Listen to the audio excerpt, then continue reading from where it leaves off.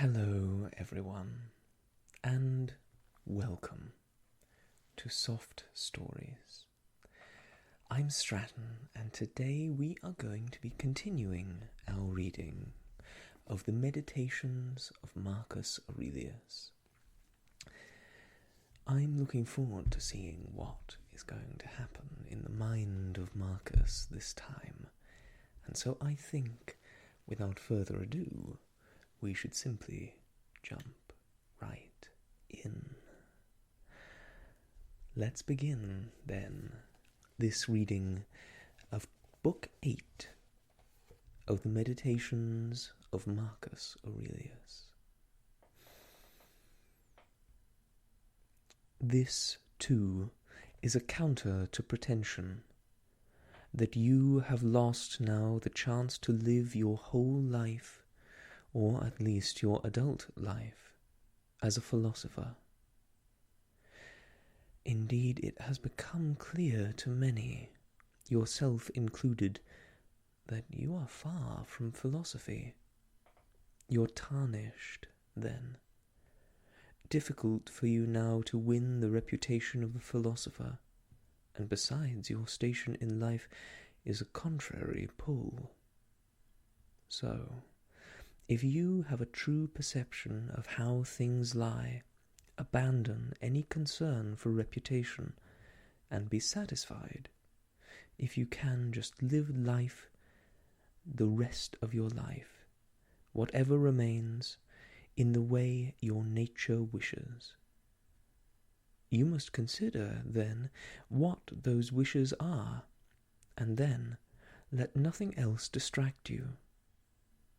You know from experience that in all your wanderings you have nowhere found the good life, not in logic, not in wealth, not in glory, not in indulgence, nowhere. Where, then, is it to be found? In doing what man's nature requires. And how is he to do this? By having principles to govern his impulses and actions. What are these principles? Those of good and evil, the belief that nothing is good for a human being which does not make him just, self-controlled, brave, and free, and nothing evil which does not make him the opposite of these.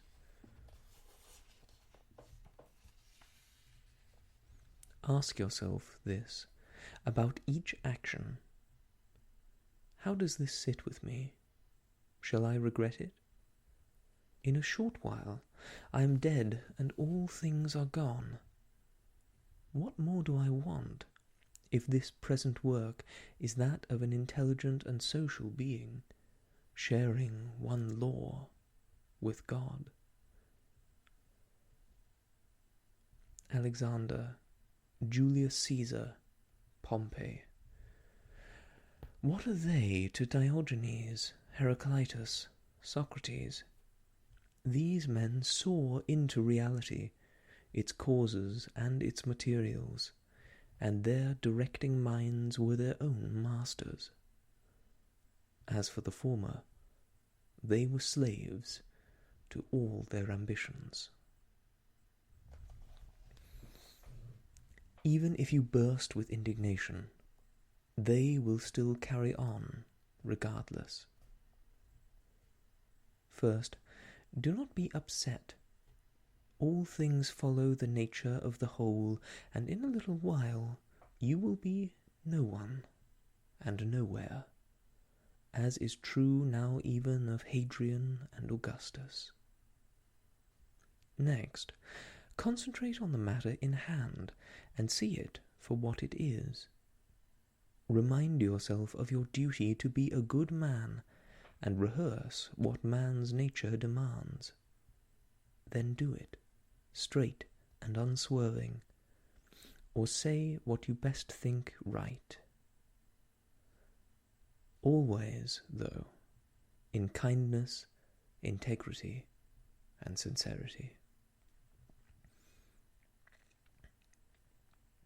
The work of universal nature is to translate this reality to another, to change things, to take them from here and carry them there. All things are mutations, but there is equality, too, in their distribution. All is familiar. No cause, then, for fear of anything new. Every living organism is fulfilled when it follows the right path for its own nature. For a rational nature, the right path is to withhold assent to anything false or obscure in the impressions made on its mind, to direct its impulses solely to social action, to reserve its desires and aversions to what lies in our power, and to welcome all that is assigned to it by universal nature. Because it is a part of universal nature, just as the nature of the leaf is part of the plant's nature, except that in the case of the leaf its nature partakes of a nature which lacks perception or reason, and is liable to impediment, whereas man's nature is a part of the nature which is unimpeded, intelligent, and just, in that to each creature it gives fair and appropriate allocations of duration, substance, cause, activity, and experience.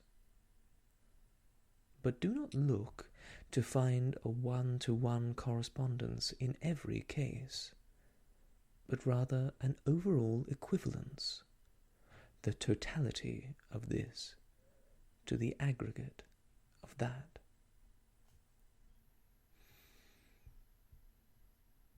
Not possible to study, but possible to reign in arrogance, possible to triumph over pleasures and pains, possible to rise above mere glory, possible not to be angry with the unfeeling and the ungrateful, and even, yes, to care for them. Let nobody any more hear you blaming palace life. Don't hear yourself blaming it. Regret is a censure of yourself for missing something beneficial. The good must be something beneficial, and of concern to the wholly good person. No wholly good person would regret missing a pleasure. Therefore, pleasure is neither beneficial nor good. What is this thing in itself, in its own constitution? What are its elements of substance and material, and of cause? What is its function in the world? What is its duration? When you are reluctant to get up from your sleep, remind yourself that it is your constitution and man's nature to perform social acts, whereas sleep is something you share with dumb animals. Now, what accords with the nature of each being is, therefore, the more closely related to it, the more in its essence, and indeed, the more to its liking. Constantly test your mental impressions, each one individually if you can. Investigate the cause, identify the emotion, apply the analysis of logic. Whenever you meet someone, ask yourself first this immediate question: what beliefs does this person hold about the good and bad in life? Because if he believes this or that about pleasure and pain and their constituents, about fame and obscurity, death and life, then I shall not find it surprising or strange if he acts in this or that way, and I shall remember that he has no choice but to act as he does. It would be absurd to be surprised at a fig tree bearing figs. Remember that there is as little cause for surprise if the world brings forth fruits such as these when the crop is there. Equally absurd for a doctor or ship's captain to be surprised at fever in a patient, or a headwind springing up. Remember that to change course or accept correction leaves you just as free as you were. The action is your own, driven by your own impulse and judgment, indeed, your own intelligence. If the choice is yours, why do the thing? But if it is another's choice, what do you blame? Atoms or gods? Either is madness. There is no blame.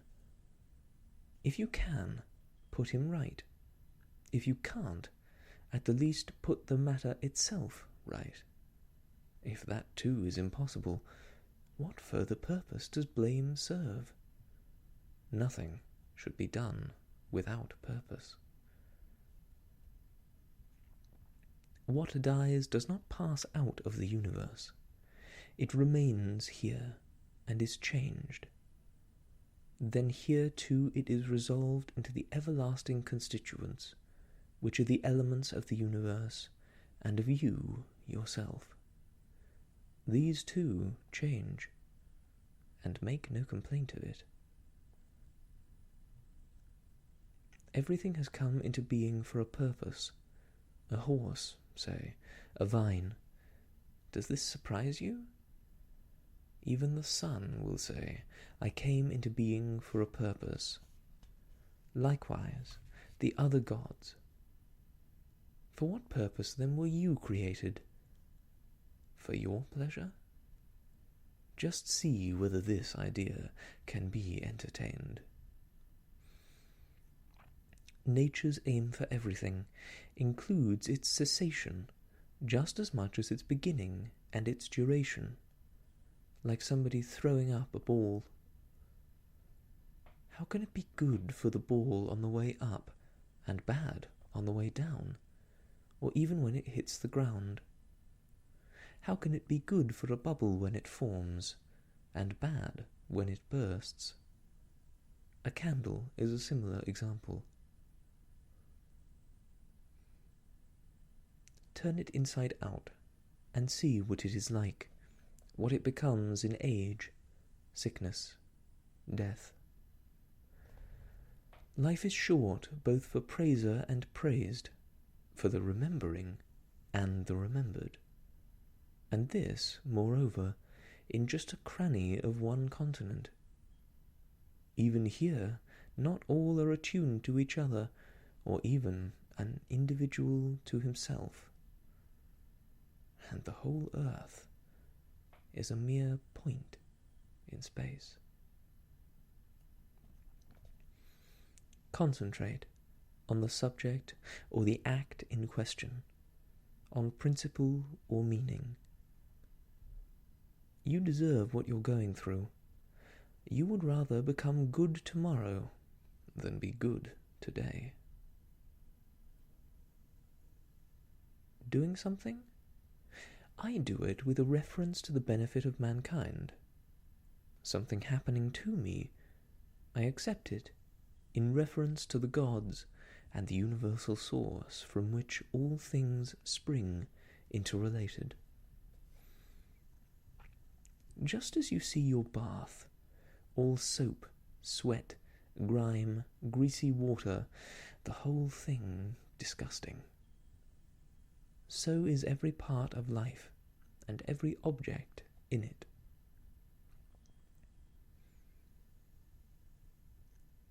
Lucilla buried Verus, then Lucilla was buried.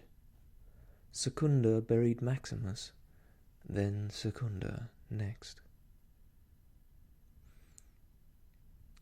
So with Epitechnasis and Diometus, Antoninus and Faustina, The same story always. Celer saw Hadrian to his grave, then went to his own grave. Where are they now, those sharp minds, those prophets or prigs? Certainly Charax, Demetrius, Eudaimon, and others like them were sharp minds, but all creatures of a day, long dead. Some not remembered even briefly, some turned into legend, and some now vanishing even from legend. So remember this, that either the poor compound of your body must be scattered, or your frail spirit must be extinguished, or else migrate and take its post elsewhere. Man's joy is to do man's proper work, and work proper to man is benevolence to his own kind, disdain for the stirrings of the senses, diagnosis of the impressions he can trust, contemplation of universal nature, and all things thereby entailed. 3 relations. First, to your environment. Second, to the divine cause which is the source of all that happens to all men. Third, to your fellows and contemporaries.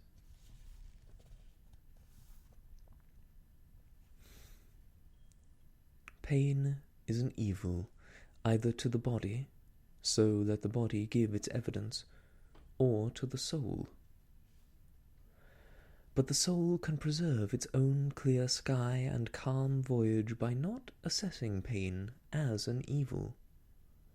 Every judgment, every impulse, desire and rejection is within the soul, where nothing evil can penetrate. Erase the impressions on your mind by constantly saying to yourself, "It is in my power now to keep this soul of mine free from any vice or passion or any other disturbance at all.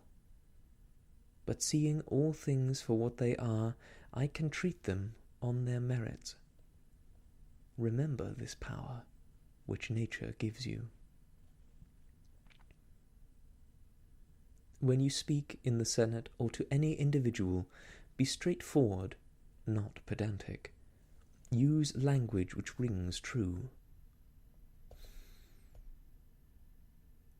The court of Augustus, wife, daughter, grandsons, stepsons, sister, Agrippa, relatives, household, friends, Arius, Maecenas, doctors, diviners, an entire court dead.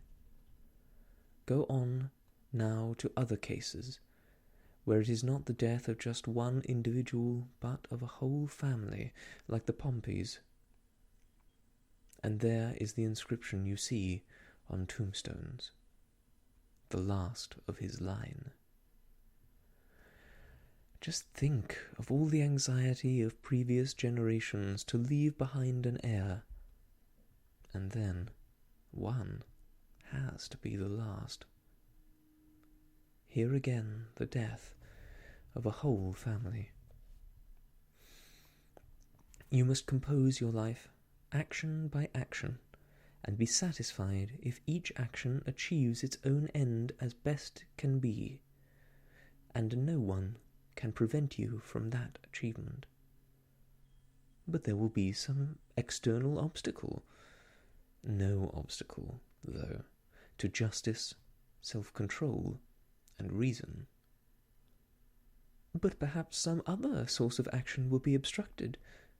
Well, gladly accept the obstruction as it is, make a judicious change to meet the given circumstance, and another action will immediately substitute and fit into the composition of your life as discussed.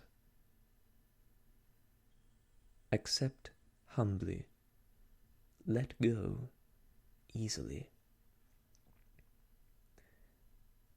If you have ever seen a severed hand or foot, or a head cut off and lying some way away from the rest of the body, analogous is what someone does to himself, as far as he can, when he will not accept his lot, and severs himself from society, or does some unsocial act. Suppose you have made yourself an outcast from the unity of nature. You were born a part of it, but now you have cut yourself off. Yet here lies the paradox, that it is open to you to rejoin that unity. No other part has this privilege from God, to come together again once it has been separated and cut away. Just consider the grace of God's favour to men. He has put it in man's power not to be broken off from the whole in the first place, and also, if he has broken off, to return and grow back again, resuming his role as a member. Just as the nature of the whole is the source of all other faculties in every rational creature, so it has given us this power too. In the same way that nature turns to its own purpose anything obstructive or contrary, placing it in the fated scheme of things and making it part of itself, so the rational being can also convert every obstacle into material for his own use, and use it to further whatever his original purpose was. Do not let the panorama of your life oppress you. Do not dwell on all the various troubles which may have occurred in the past or may occur in the future. Just ask yourself, in each instance of the present, what is there in this world which I cannot endure or support? You will be ashamed to make such a confession. Then remind yourself that it is neither the future nor the past which weighs on you, but always the present, and the present burden reduces if only you can isolate it, and accuse your mind of weakness if it cannot hold against something thus stripped bare. Is Panthea or Pergamus still sitting by the coffin of Verus, or Chabrias or Diometus by Hadrian's?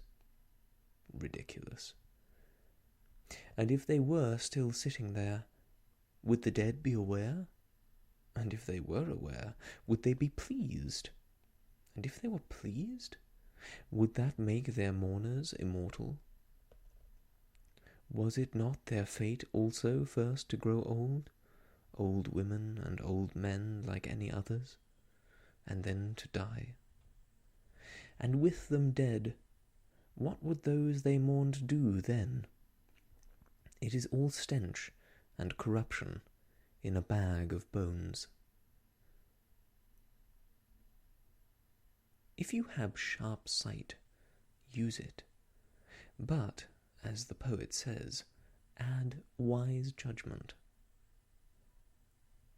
In the constitution of the rational being, I can see no virtue that counters justice, but I do see the counter to pleasure, self-control. If you remove your judgment of anything that seems painful, you yourself stand quite immune to pain. What self? Reason. But I am not just reason. Granted.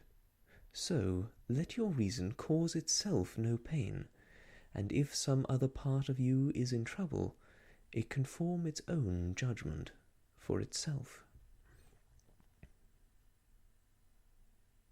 An obstacle to sense perception is harmful to animal nature.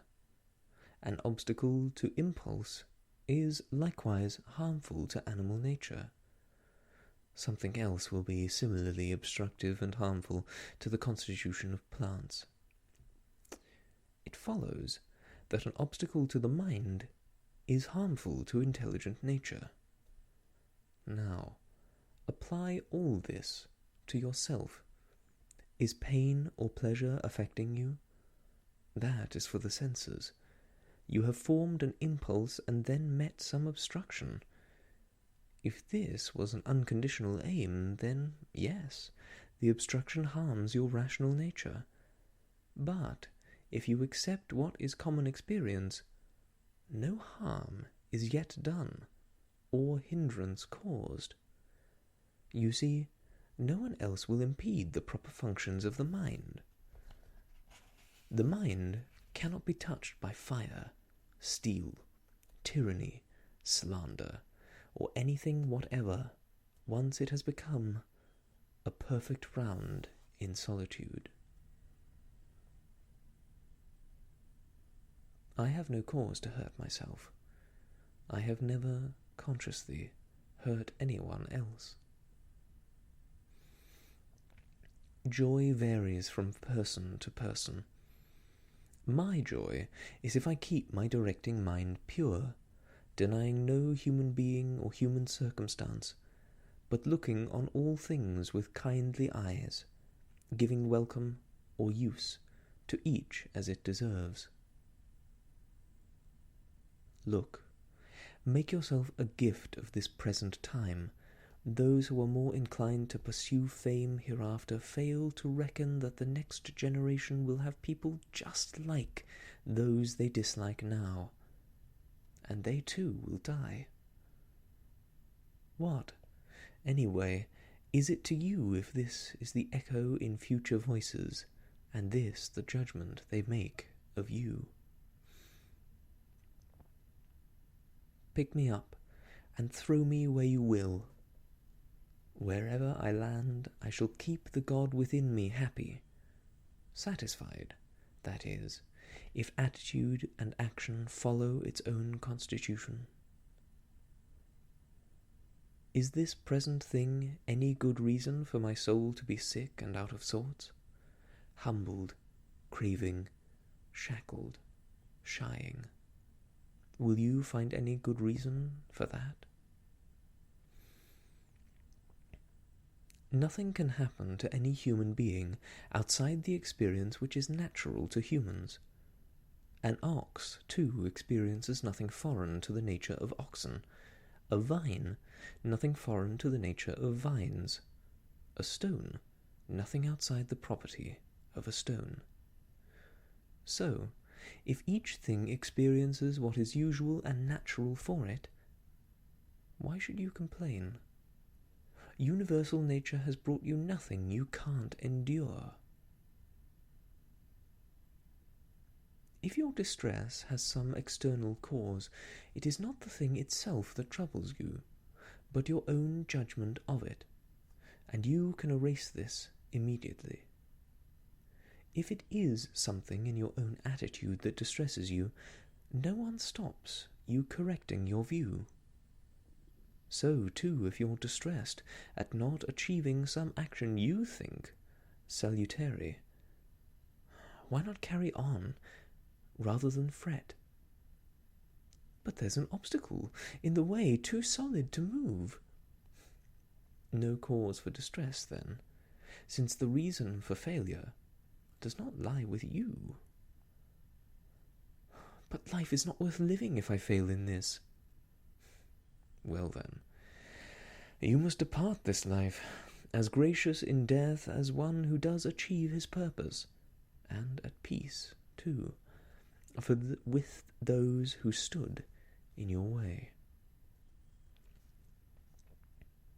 Remember that your directing mind becomes invincible when it withdraws into its own self-sufficiency, not doing anything it does not wish to do, even if its position is unreasonable. How much more, then, when the judgment it forms is reasoned and deliberate? That is why a mind free from passions is a fortress. People have no stronger place of retreat, and someone taking refuge here is, then, impregnable. Anyone who has not seen this is short of wisdom, Anyone who has seen it and does not take refuge is short of fortune. Do not elaborate to yourself beyond what your initial impressions report. You have been told that so-and-so is maligning you. That is the report. You have not been told that you are harmed. I see that my little boy is ill. That is what I see. I do not see that he is in danger. So always stay like this within your first impressions, and do not add conclusions from your own thoughts. Then that is all. Or rather, you can add the conclusion of one acquainted with all that happens in the world.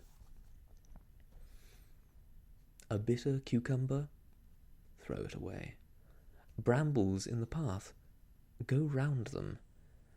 That is all you need, without going on to ask, so why are these things in the world anyway?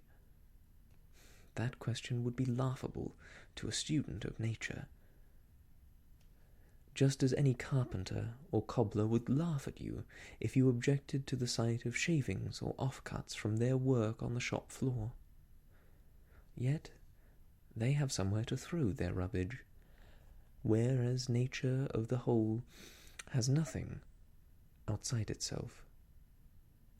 The marvel of its craft is that it sets its own confines and recycles into itself all within them which seems to be decaying, growing old, or losing its use, and then creates afresh from this same material.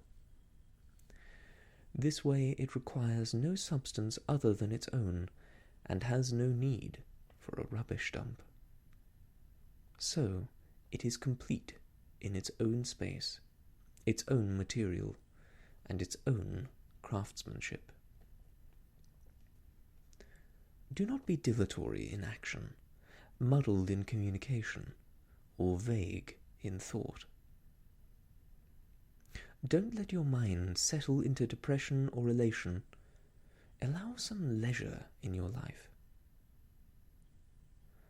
They kill, they cut in pieces, they hunt with curses. What relevance has this to keeping your mind pure, sane, sober, just? As if a man were to come up to a spring of clear, sweet water and curse it. It would still continue to bubble up water, good to drink. He could throw in mud or dung. In no time the spring will break it down, wash it away, and take no colour for it. How, then, can you secure an everlasting spring and not a cistern? By keeping yourself at all times intent on freedom, and staying kind, simple, and decent. Someone who does not know that there is an ordered universe does not know where he is. Someone who does not know the natural purpose of the universe does not know who he is or what the universe is. Someone who fails in any one of these ways could not tell the purpose of his own existence either. So what do you think of the man who fears or courts the applause of an audience, who have no idea where they are or who they are? Do you want the praise of a man who curses himself 3 times an hour? Do you want to please a man who can't please himself? Can a man please himself when he regrets almost everything he does?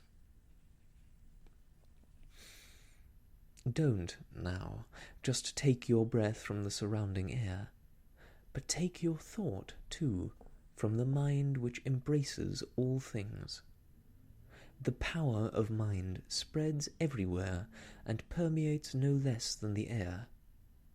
It is there for all who want to absorb it, just like the air for those who can draw breath. Wickedness, overall, does no harm to the universe. Individual wickedness does no harm to the recipient. It is only harmful to the perpetrator, and he has the option to be rid of it just as soon as he himself decides. To my determining will, my neighbour's will is as indifferent as his breath and his body. Sure, we are born above all for the sake of each other. Nevertheless, the directing mind of each of us has its own sovereignty. Otherwise, my neighbour's wickedness would be my own harm, and this was not God's intention, to leave my misfortune up to another. The sun appears to pour itself down, and indeed its light pours in all directions, but the stream does not run out. This pouring is linear extension. That is why its beams are called rays, because they radiate in extended lines. You can see what a ray is if you observe the sun's light entering a dark room through a narrow opening.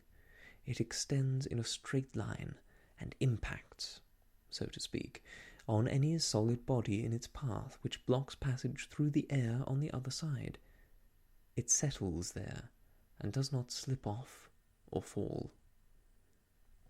Something similar will be true of the flow and diffusion of the universal mind. Not an exhaustible stream, but rather a constant radiation. And there will be nothing forceful or violent in its impact on the obstacles it meets. It will not fall off, but will settle there and illuminate what receives it. Anything unreflective will deprive itself of that light. He who fears death fears either unconsciousness or another sort of consciousness. Now, if you will no longer be conscious, you will not be conscious either of anything bad. If you are to take on a different consciousness, you will be a different being, and life will not cease. Men are born for the sake of each other, so either teach or tolerate. An arrow flies in one way, the mind in another. Yet even when it is keeping on the alert or circling round an inquiry, the mind moves no less directly and straight to its target. Enter into the directing mind of everyone, and let anyone else enter your own. And that is the end of Book 8 of the Meditations of Marcus Aurelius. This one resonated with me quite strongly. I think it's the way in which Marcus is talking about living in the present. It's something that I struggle with, thinking about potential futures, problems which might arise, things which might go wrong, things which might go right. How to engineer such solutions and situations so as to ensure the best outcomes. And in some ways, that's useful. We desire a way to free ourselves from pain, free ourselves from bad consequences of our own actions or the actions of others. But as Marcus says, what happens to our body does not necessarily have to affect our minds.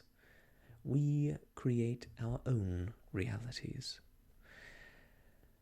And so when he says that wickedness does no harm to the recipient, that might seem strange, because obviously the person who does ill does ill. It is a thing that exists in the universe or exists in the minds of others. But from Marcus's point of view, the ill does not affect us. If we choose to be unaffected, he believes in the supreme authority of the mind to create and discern its own reality, like one of those awakened within the matrix and able to adjust their reality around themselves. The mind is the supreme force. I also quite like what he talks about earlier, a couple of pages beforehand, when he is speaking on seeing that his boy is ill. Seeing that his boy is ill does not mean that his boy is in danger. People often have tendencies to assume the worst of things, particularly in cases like illness. We think of hypochondriacs who go onto WebMD and search their symptoms and see that, oh no, they've got something terrible and terminal, and they will surely be dead within a week. Hypochondria is rampant. But that's not the only example of this. Hearing that someone else is talking badly of you does not mean that you are bad. It is understanding our own experience, understanding the limits of what that means, and not overthinking things that gives us power over our own realities.